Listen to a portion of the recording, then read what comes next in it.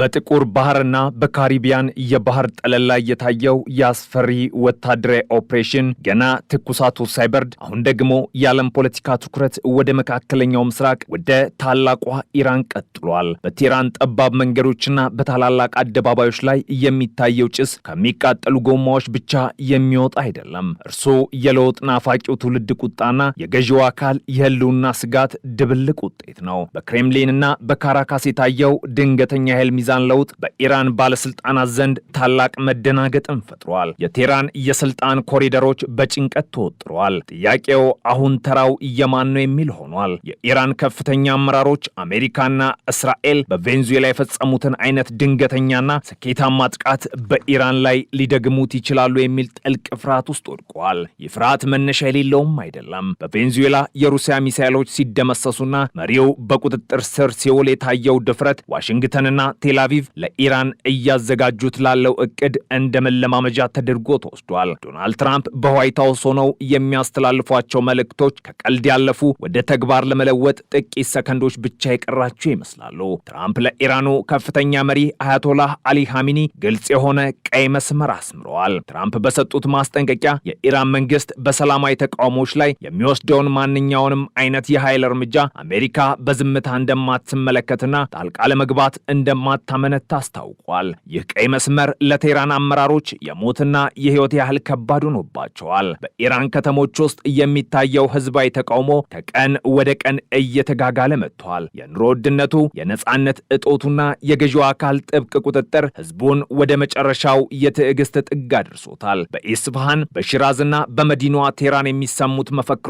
የስርዓቱን መለወጥ የሚጠይቁ ናቸው። የውስጣዊ ቀውስ ደግሞ ለውጫዊ ጥቃት አመቺ ሁኔታን እየፈጠረ ይገኛል። ትራምፕ ይህንን አጋጣሚ በመጠቀም የኢራን ህዝብ ነጻነቱን ይፈልጋል፣ እኛም ከጎናቸውንም የሚል መልእክት በማስተላለፍ በኻሜኒ መንግስት ላይ ከፍተኛ የስነ ልቦና ጫና እያሰደሩ ይገኛሉ። ነገር ግን ኢራን እንደ ቬንዙዌላ በቀላሉ የምትደፈር ሀገር አይደለችም። በቴህራን ምድር ስር የተደበቁትና ለዓመታት የለሙት የጦር መሳሪያዎች ለጠላቶቿ ከባድ አደጋ ሊሆኑ ይችላሉ።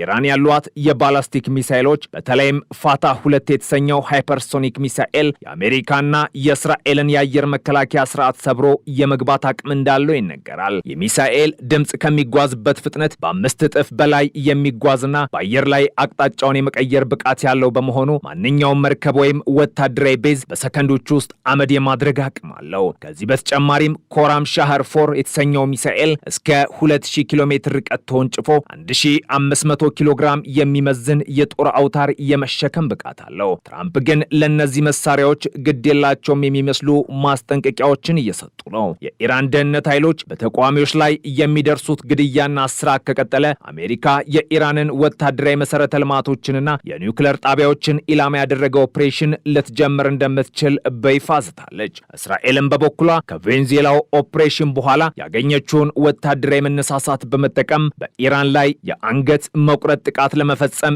ዝግጁ መሆኗን የስለላ መረጃዎች ያመላክታሉ። ይህ ማለት የኢራን ከፍተኛ አመራሮችና ወታደራዊ አዛዦች በአንድ ጊዜ ኢላማ ያደረገ ጥቃት ማለት ነው። ኢራን ይህንን ስጋት ለመመከት አርማንና አዛራካሽ የተሰኙትን አዳዲስ የአየር መከላከያ ስርዓቶቿን በስትራቴጂካዊ ቦታዎች ላይ እያሰማራች ትገኛለች። አርማን በራዳር የማይታዩ ስውር ተዋጊ ጀቶችን የመለየት አቅም ያለው ሲሆን አዛራክሽ ደግሞ መሬትን ታኮ የሚመጡ ድሮኖችንና ክሩዝ ሚሳኤሎችን ለመጣል ታስቦ የተሰራ ነው። ሆኖም የአሜሪካው F-35 እና እስራኤል የምትጠቀማቸው ዘመናዊ ኤሌክትሮኒክስ ጦርነት መሳሪያዎች እነዚህ መከላከያዎችን ሽባ ሊያደርጓቸው ይችላሉ የሚል ስጋት በኢራን ጀነራሎች ዘንድ አለ። በቬንዙዌላ የታየው የሩሲያ S-400 መከላከያ ውድቀት ለዚህ ትልቅ ማሳያም ሆኗል። የኢራን ተቃውሞዎች እያደጉ በሄዱ ቁጥር የመንግስት ምላሽ ይበልጥ ደም አፋሳሽ እየሆነ መጥቷል። ትራምፕ ለኻሜኒ በላኩት መልእክት ዓለም እየተመለከተች ነው፣ ደም ማፍሰሳችሁን አቁሙ ብለዋል። የማስጠንቀቂያ የታከለበት ንግግር አሜሪካ ለወታደራዊ ጣልቃ ገብነት ሰብአዊ ምክንያቶችን እየፈለገች መሆኑን ያሳያል። የኢራን ባለስልጣናት ግን ይህንን እንደ ውስጥ ጉዳይ ጣልቃ ገብነት በመቁጠር ማንኛውንም ጥቃት ቢሰነዘርባቸው እስራኤልና በአካባቢው ያሉ የአሜሪካ ጦር ሰፈሮችን እንደሚያወድሙ በምላሹ ዝተዋል። ኢራን ያሏት ሻሄድ ድሮኖች በዩክሬን ጦርነት ላይ ያሳዩት ውጤታማነት የሚታወስ ነው። እነዚህ ድሮኖች በብዛትና በቡድን ጥቃት የመሰንዘር አቅም ያላቸው በመሆኑ የእስራኤልን አይረን ዶም እና አሮው የመከላከያ ስርዓቶች ሊያጨናንቁ ይችላሉ። በተጨማሪም የኢራን ባህር ኃይል አቡ ማህዲ የተሰኙ የባህር ላይ ክሩዝ ሚሳኤሎችን በመጠቀም የሆርሙዝ ወንዝን መዝጋትና የዓለምን የነዳጅ ንግድ ማስተጓጎል ይችላል። ይህ የኢራን የመጨረሻ ካርድ ነው ተብሎ ይታሰባል። በኢራን ውስጥ ያለው ውጥረት ወደ እርስ በርስ ጦርነት ወይም ወደ ክልላዊ ጦርነት የመቀየር እድሉም ሰፊ ነው። ትራምፕ ጣልቃ ለመግባት የወሰኑት ውሳኔ የኢራንን አብዮታዊ ዘበኛ ጦር ክፉኛ አስቆጥቷል። አይአርጂሲ በሀገሪቱ ላይ ያለውን ቁጥጥር ለማጥበቅ ሲሞክር፣ ህዝቡ ደግሞ ከአሜሪካ የሚሰጠውን የሞራልና የፖለቲካ ድጋፍ ተገን በማድረግ ወደፊት እየገፋ ይገኛል። ይህ ግጭት በኢራን የኒውክሌር ማብለያ ጣቢያዎች ላይ ጥቃት እንዲፈጸም በር ሊከፍት ይችላል። እስራኤል የኢራን ኒውክሌር መታጠቅ ለህልውናዬ ስጋት ነው በሚል የቬንዙዌላው አይነት ኦፕሬሽን በኢራን ኒውክሌር ጣቢያዎች ላይ እንዲደገም ግፊት እያደረገች ትገኛለች። ትራምፕ የሳሉት ቀይ መስመር ጥር 2026 ላይ ዓለምን በጭንቀት እንድትጠብቅ አድርጓታል። የኢራን ተቃዋሚዎች በቴህራን አደባባዮች ላይ ትራምፕ ወይ እርዳን የሚሉ ድምጾችን እያሰሙ ይገኛሉ። የካሚኒ መንግስት ደግሞ ይህንን እንደ ሀገር ክደት በመቁጠር ከፍተኛ እስራትና ግድያ እያከናወነ ነው። ትራምፕ በሰጡት አዲስ ማስጠንቀቂያ ለኢራን ህዝብ ነጻነት ሲባል ማንኛውንም እርምጃ ለመውሰድ ዝግጁ ነን ብለዋል። የንግግር ለጦርነት ነጋሪት መምታት ነው ተብሎም ተተርጉሟል። ኢራን ያሏት ኢማድና ሲጅል የተሰኙ የረዥም ርቀት ባላስቲክ ሚሳኤሎች አውሮፓንና መላውን መካከለኛው ምስራቅ የመምታት አቅም አላቸው። እነዚህ መሳሪያዎች በድብቅ ዋሻዎች ውስጥ የተከማቹ በመሆኑ በአየር ጥቃት ብቻ ለማጥፋት አስቸጋሪ ናቸው። ሆኖም የቬንዙዌላ ኦፕሬሽን እንዳሳየው አሜሪካ በሳይበር ጥቃት የሚሳኤል ማስወንጨፊያዎችን ሽባ የማድረግ አቅም እንዳላት ታውቋል። ይህ የሳይበር ጦርነት ኢራን ያላትን ወታደራዊ የበላይነት ዋጋ ቢስ ሊያደርገው ይችላል። በመካከለኛው ምስራቅ አሸዋማ በረሃዎች ላይ የሚነፍሰው ነፋስ አሁን የባሩድ ሽታን አዝሏል። የቬንዙዌላው ክስተት በኢራን ባለስልጣናት አእምሮ ውስጥ ሲኒማ እየተመላለሰ ነው። የማይደፈረው የሩሲያ ብረት በካራካስ ጫካዎች ውስጥ ሲቀልጥ ማየታቸው የራሳቸውን የጦር መሳሪያ ግምጃ ቤት በጥርጣሬ እንዲመለከቱት አድርጓቸዋል። ዶናልድ ትራምፕ በዋይት ሃውስ ኦቫል ኦፊስ ሆነው የሚሰጧቸው መግለጫዎች በቴህራን የስለላ መዋቅር ውስጥ እንደ ትልቅ ደወል እየጮሁ ነው። የፍርሃት በኢራን አብዮታዊ ዘበኛ ጦር ውስጥ ከፍተኛ ክርክር ቀስቅሷል። አንዳንዶቹ አሁኑኑ እስራኤል ላይ ድንገተኛ ጥቃት እንሰንዝር ሲሉ፣ ሌሎች ደግሞ የትራምፕን ቁጣ ላለመቀስቀስ ሲሉ ጥንቃቄ እንዲደረግ እየመከሩ ነው። ይሁን እንጂ በኢራን አውራ ጎዳናዎች ላይ የሚፈሰው ደም ትራምፕን ወደ ጦርነቱ ይበልጥ እየሳባቸው ነው። በሺዎች የሚቆጠሩ ወጣቶች ነጻነት ወይም ሞት ብለው አደባባይ መውጣታቸው የኻሜኒን መንግስት ወደ መጨረሻው የጭካኔ እርምጃ ከፍቶታል። ትራምፕ ግን ይህንን ጭካኔ እንደ ጦርነት ጥሪ ነው የቆጠሩት። ቀይ መስመሩ ከተጣሰ የአሜሪካ የጥፋት መብረቆች ወደ ቴህራን ሰማይ ይምዘገዘቃሉ የሚለው መልእክታቸው የአውሮፕላን ተሸካሚ መርከቦችን ወደ ፋርስ ባህረ ሰላጤ እንዲጠጉ አድርጓቸዋል። ኢራን ያሏት ኮረም ሻህር ሚሳኤሎች በአሁኑ ሰዓት ከመሬት ስር ወደሚገኙ የማስወንጨፊያ ቦታዎች እየተወሰዱ ነው። እነዚህ ሚሳኤሎች የኒውክሌር አረር የመሸከም አቅም እንዳላቸው የሚጠረጠሩት ምዕራባውያን ጥቃቱ ከመጀመሩ በፊት እነዚህን ቦታዎች ለማውደም እቅድ እያወጡ ነው። እስራኤልም በበኩሏ ኦፕሬሽን ፋየርስቶርም የተሰኘው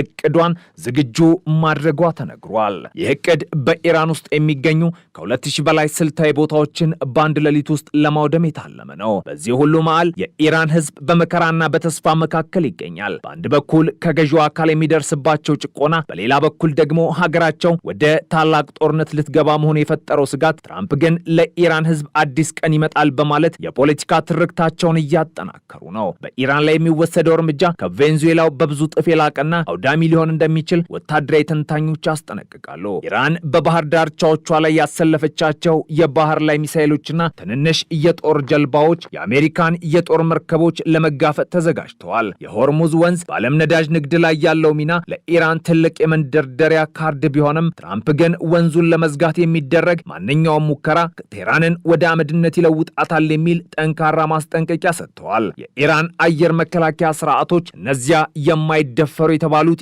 የሩሲያ ውጤቶች አሁን በከፍተኛ የሳይበር ጥቃት ስጋት ውስጥ ናቸው። አሜሪካ በቬንዙዌላ ያሳየችው የቴክኖሎጂ ብልጫ የኢራንን ራዳሮች በማንኛውም ሰዓት እውር ሊያደርጋቸው እንደሚችል ታውቋል። ይህ ማለት የኢራን ሚሳኤሎች ሳይተኮሱ መጋዘኖቻቸው ውስጥ ሊወድሙ ይችላሉ ማለት ነው። የኢራን ባለስልጣናት ፍርሃት የመነጨው ከዚህ የቴክኖሎጂ ገመና መጋለጥ ነው። ትራምፕ የሳሉት ቀይ መስመር ጥር 2026 ላይ ዓለምን በጭንቀት እንድትጠብቅ አድርጓታል። የኢራን ተቃዋሚዎች በቴህራን አደባባዮች ላይ የሚሰሙት ድምፅ አሁን ከፍ ብሏል። የኻሜኒ መንግስት ደግሞ ይህንን እንደ ሀገር ክደት በመቁጠር ከፍተኛ እስራትና ግድያ እያከናወነ ነው። የቬንዙዌላው ጥላ በኢራን ላይ እያረፈ ነው። ውጤቱ ግን መላውን ዓለም ሊቀይር የሚችል ታላቅ ክስተት እንደሚሆን ጥርጥር የለውም። አልተወም። የጦርነቱ ነጋሪት በሩቅ እየተሰማ ነው። የኢራን ህዝብና የስልጣን ባለቤቶችም ለመጨረሻው ፍልሚያ ዝግጁ ይመስላሉ። ከቬንዙዌላ እስከ ቴህራን ያለው ርቀት በሺዎች የሚቆጠሩ ኪሎ ሜትሮች ቢሆንም የወታደራዊ ስልቱ ግን ተመሳሳይ መስመር እየተከተለ ነው። ኢራን ለዓመታት የገነባቸው የመቋቋም ግንባር ወይም አክሲስ ኦፍ ሬዚስተንስ አሁን በመሰባበር ላይ ይገኛል። በሊባኖስ በሶሪያና በየመን ያሉት ተላላኪዎቿ በከፍተኛ ወታደራዊ ጫና ውስጥ ይገኛሉ። ይህም ቴህራን ብቻዋን እንድትቀር አድርጓታል። ትራምፕ ይህንን ብቸኝነት በሚገባ ተረድተውታል። ኢራን ያሏት ሃጂ ቃሴም የተሰኙት ሚሳኤሎች ለጄኔራል ቃሴም ሱሌማን መታሰቢያነት የተሰየሙና እስራኤልን በከፍተኛ ትክክለኛነት የመምታት አቅም ያላቸው ናቸው። እነዚህ ሚሳኤሎች ከተተኮሱ ጦርነቱ ወደ መላው መካከለኛው ምስራቅ እንደሚዛመት የታወቀ ነው። ነገር ግን የአሜሪካው ኤስዲአይ መሰል የመከላከያ ስርዓቶች እነዚህ ሚሳኤሎች በጠፈር ላይ ያሉ ለማውደም ዝግጁ ናቸው። በኢራን ላይ እየታየ ያለው ይህ ውጥረት ወደ ከፋ ደረጃ እያመራ መሆኑን የታሪክ አጋጣሚዎች ያመላክታሉ። የኢራን አመራሮች ፍርሃትና የትራምፕ ቀይ መስመር ኢራን በአዲስ ታሪካዊ ምዕራፍ ላይ መቆሟን ያሳያሉ። መጪዎቹ ቀናት በቴህራን ሰማይ ላይ የሚታየው ብርሃን የድል ነው ወይስ የጥፋት መብረቅ የሚለው ጥያቄ በዓለም አቀፉ ማህበረሰብ ዘንድ በጉጉትና በፍርሃት እየተጠበቀ ነው። ትራምፕ ቃላቸውን ጠብቀው ጣልቃ ይገቡ ይሆን ወይስ ኢራን ያሏትን ዘመናዊ መሳሪያዎች ተጠቅማ አሜሪካንና እስራኤልን ትመከታለች? የጦርነቱ ነጋሪት በሩቅ እየተሰማ ነው። የኢራን ህዝብና የስልጣን ባለቤቶችም ለመጨረሻው ፍልሚያ ዝግጁ ይመስላሉ። የኢራን ኒውክሌር ጣቢያዎች አሁን የዓለም ስጋት ማዕከል ሆነዋል። በትራምፕ የሚመራው አሜሪካና በእስራኤል የተቀነባበረው ኦፕሬሽን እነዚህን ጣቢያዎች ከመሬት በታች ቢሆንም እንኳ ለማውደም የሚያስችሉ ባንከር በስተር ቦምቦችን ለማሰማራት ዝግጁ ሆነዋል። የኢራን ባለስልጣናት ይህን ሲሰሙ መሬት ስር መደበቅም መርጠዋል። በቬንዙዌላ የታየው ፍጥነትና ኃይል በኢራንም ላይ ከተደገመ የሺህ ዓመታት ታሪክ ያላት ኢራን በአንድ ጀንበር ልትለወጥ ትችላለች። ትራምፕ የሰጡት ማስጠንቀቂያ መጨረሻ የሌለው የጦርነት ጥሪ ሳይሆን የኢራን መንግስት ባህሪው እንዲቀይር የተሰጠ የመጨረሻ ዕድል እንደሆነም ይነገራል። ነገር ግን የኻሜኒ መንግስት ወደ ኋላ ማለት ድክመት እንደሆነ ስለሚያምን ግጭቱ የማይቀር መስሏል። የከፋው ነገር የሚጀምረው የመጀመሪያው ሚሳኤል ሲተኮስ ይሆናል። ያኔ መካከለኛው ምስራቅ ብቻ ሳይሆን መላው ዓለም በነዳጅ ዋጋ መናርና በወታደራዊ ቀውስ ይናወጣል።